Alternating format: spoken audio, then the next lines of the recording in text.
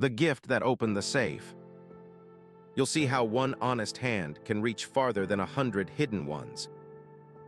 I'm Daniel, your storyteller for the night, guiding you through a tale of trust, temptation, and the price of a single moment of truth. Picture a quiet Thursday afternoon in 1920s Chicago.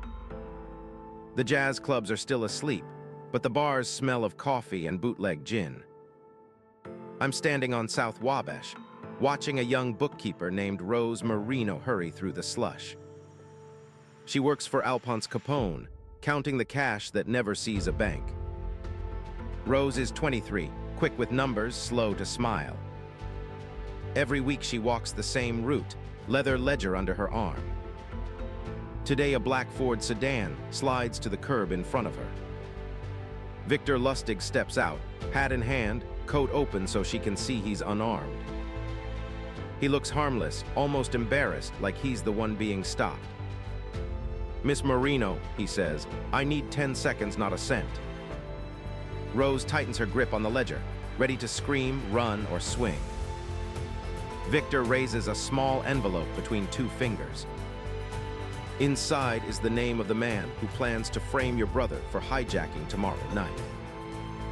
Read it or toss it, it's yours either way. She hesitates because everyone knows her kid brother Tony drives beer trucks. Last month 2 drivers got pinched, each blamed the other, both vanished.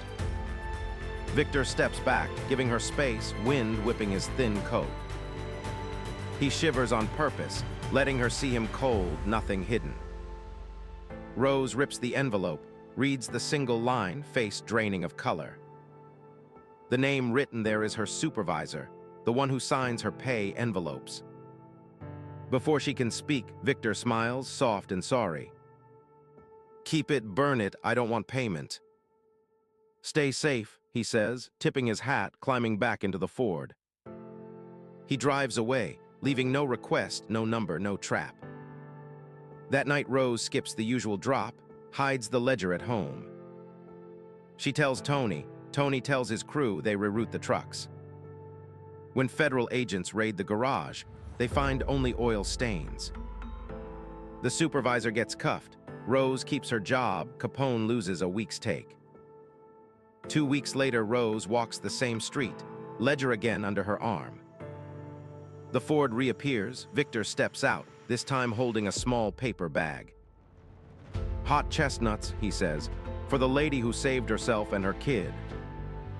Rose laughs in spite of herself, the first free sound she's made in months. They talk for 3 minutes, standing beside a fire plug, sharing warmth. The next morning, Rose discovers $5,000 tucked inside the chestnut bag. No note, no threat, just crisp bills. Fear flickers, but memory of Victor's shivering coat softens it. She uses the money to move her mother to a better apartment, buys Tony a new truck. Capone notices the truck, asks questions. Rose claims an uncle died in Milwaukee. By spring, Victor meets Rose every Thursday, always with a small gift. Once it's theater tickets, another time a better coat for her mother. He never asks for information, never mentions the ledger. He simply listens, remembers, offers small kindnesses that cost him little and buy her peace. Rose finds herself looking forward to these 5-minute chats, the only calm in her crooked week. In June, Victor finally makes his ask, voice almost shy. "My nephew needs a job, nothing heavy, just driving. Could you put in a word?" Rose pictures the nephew, probably another slick grifter, but Victor's kindness has built a debt. She arranges a position hauling crates of oranges, clean work. The nephew turns out to be a quick kid who keeps his mouth shut. Capone likes him, promotes him twice.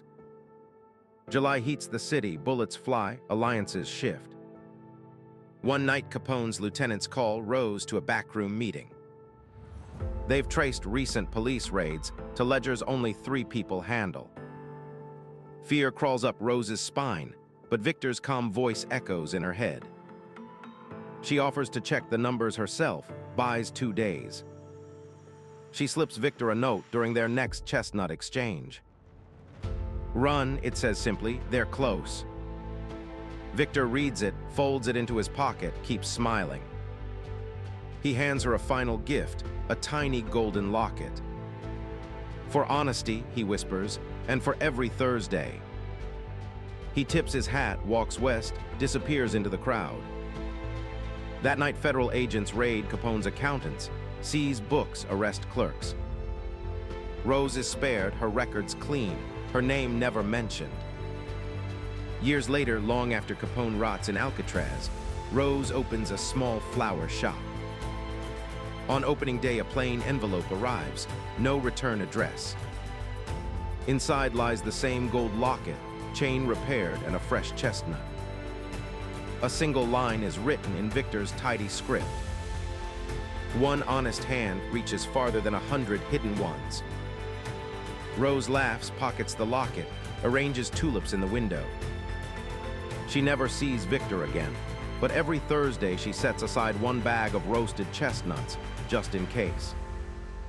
The shop prospers, honest money, fragrant air. She teaches nieces and nephews that kindness given at the right moment opens doors force never could. Summary: a single act of generosity can lower someone's guard more than a dozen threats.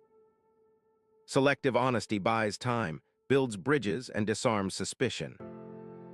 Yet every gift plants a seed that may one day ask for water. Use that moment wisely, because trust earned without force often returns when you need it most.